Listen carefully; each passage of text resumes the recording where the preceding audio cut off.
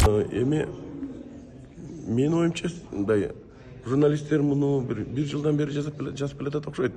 Мына көчөт, эртең көчөт, бүрсү күнү көчөт деп эле бир жылдан бери эле талкуу болуп атат.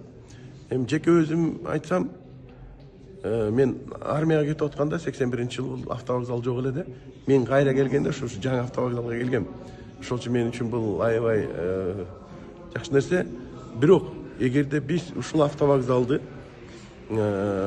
буссак, эгерде бул эскирип калды, жаман деп буссак, демек мындан жок дегенде 3-4 эсе чоң кооз нерсе салышыбыз керек. Жарашпай калат. Ошол үчүн эгерде муну бусканга жараша, мен ойлойм, шаардын башчылары жаңы автовокзал салса, ошону жакшыраак кылып салат го депчи. Анан кийин бирок менин оюмча ушу шашылыш болуп калды окшойт.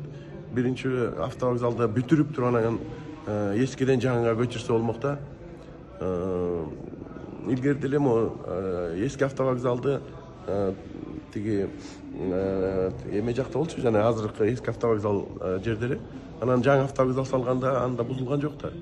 Ошондуктан менин оюмча шашылыш болуп атат го деп ойлоп атам.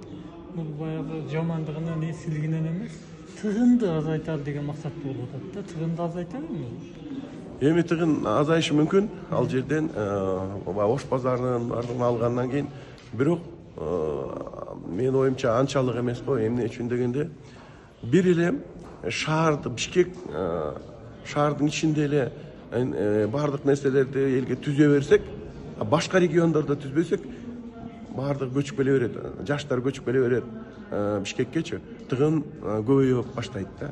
Ошол үчүн менин оюмча региондорду өнүктүрүшүбүз керек.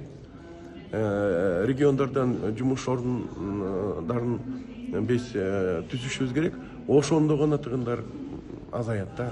Анан кийин оюмча мамлекеттик көп структураларды чет жакка чыгарышыбыз керек да.